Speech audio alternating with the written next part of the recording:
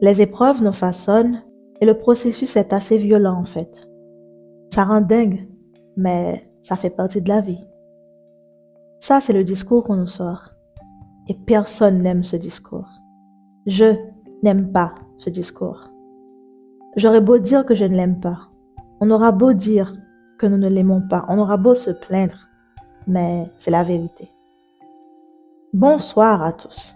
Je suis ravie de vous retrouver ici ce soir ou ce matin, dépendamment de l'heure où vous écouterez ce podcast.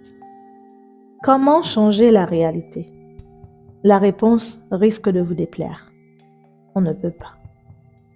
On ne peut pas pour la simple et bonne raison que cela ne dépend pas que de nous. Déjà, faudrait savoir de quelle réalité parlons-nous. Si vous voulez changer votre vie, c'est possible. Si vous voulez devenir riche, il n'y a pas de formule magique, mais c'est quand même possible. Si vous voulez faire un changement au niveau de votre personne, ça aussi c'est possible. Devenir plus charismatique, possible. Parfaire vos talents ou développer un nouveau talent chez vous, toujours possible. Même si vous voulez avoir le corps de The Rock ou des Kardashians, c'est également possible. Vous aurez peut-être recours à des moyens peu orthodoxes niveau argent ou chirurgie, mais c'est quand même possible. Ce qui ne l'est pas, en revanche, c'est de changer la réalité quand ça implique une personne autre que soi-même. Qu'est-ce que j'entends par là? J'entends que vous pouvez faire tous les changements possibles et imaginables dans la réalité, tant que cela concerne que vous. Dès que cela implique une tierce personne, les chances pour que vous puissiez changer les choses se divisent. Et je choisis bien mes mots.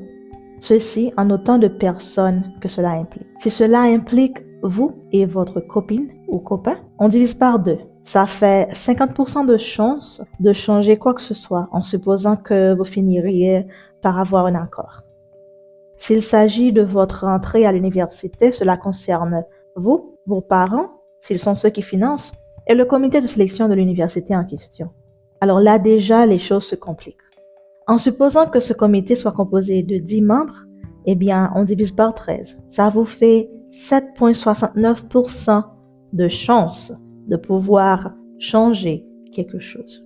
Maintenant, imaginez que vous ayez un souci avec des collègues de bureau. Là, les choses se gâtent complètement. À la base, vos collègues de bureau ne sont pas vos amis. C'est juste à titre de rappel, c'est quelque chose que vous devriez savoir depuis votre naissance. Le soleil se lève à l'est, mes collègues ne sont pas mes amis. Chose dite, essayons maintenant de calculer le pourcentage de chances que vous avez de changer la réalité au bureau.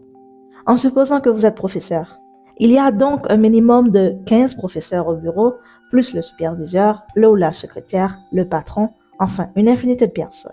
Disons 20 personnes. Eh bien, ça vous fait 5% de chances de changer quoi que ce soit.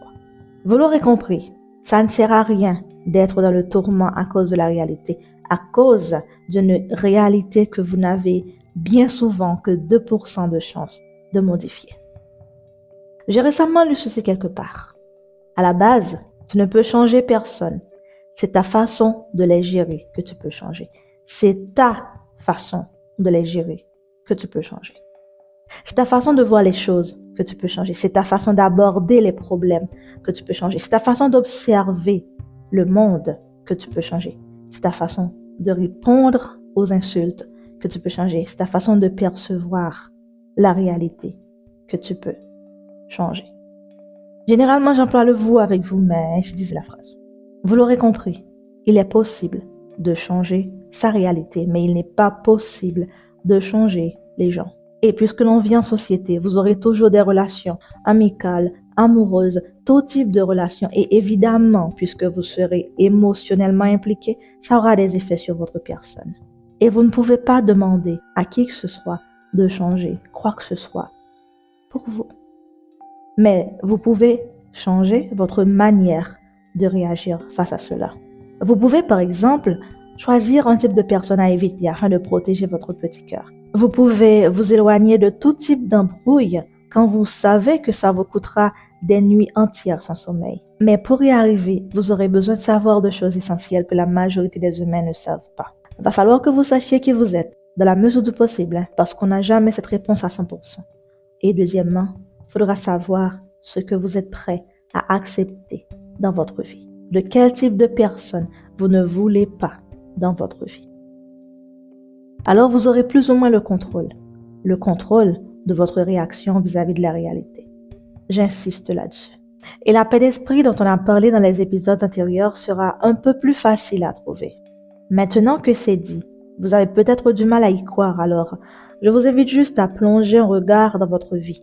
Analysez 2 ou 3 séquences, ou si vous avez du temps, analysez-en plus. Mais l'idée, c'est de vraiment comprendre la différence que ça ferait si, au lieu d'attendre que l'autre qui est en face change de comportement, vous faisiez le premier pas. Et si vous changiez de comportement? Par exemple, votre mec ou votre meuf fait preuve de très peu de respect à votre égard et vous savez pertinemment que le respect, c'est quelque chose que vous méritez. Vous aurez beau tenter de lui faire comprendre, vous aurez beau le supplier, il n'y aura pas de changement. Parce que ce que vous pensez n'est clairement pas ce qu'il ou elle pense de vous. Je ne le dirai jamais assez, mais on ne quémande pas ce qu'on mérite. On l'obtient naturellement, sans se plaindre. Le problème, c'est que souvent on ne sait pas qui on est et on laisse la tâche aux autres de définir qui nous sommes. Alors, sans surprise, ils nous définiront comme bon leur semble. Et aveuglé par l'amour, on y croira forcément, hein? Et on aura tendance à accepter n'importe quel type de comportement. Et en parlant de comportement, il y a des personnes qui sont très douées pour cela. On les appelle les pervers narcissiques. On en parlera un peu plus tard, mais pour l'instant, si vous en connaissez un et que vous l'avez formellement identifié en tant que tel, éloignez-vous le plus vite que possible. Éloignez-vous comme s'il s'était agi de la peste, parce que ces gens n'apportent rien de bon dans la vie des autres.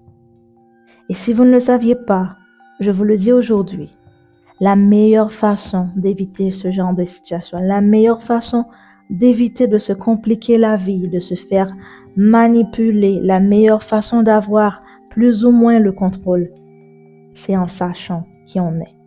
Et cela est possible en pratiquant ces 3 choses, ou en commençant par ces 3 choses. En ayant de sérieuses conversations avec soi-même, en s'acceptant au lieu de fuir et de cacher la personne que l'on est, en connaissant ses défauts et en essayant de les améliorer. Je vous remercie.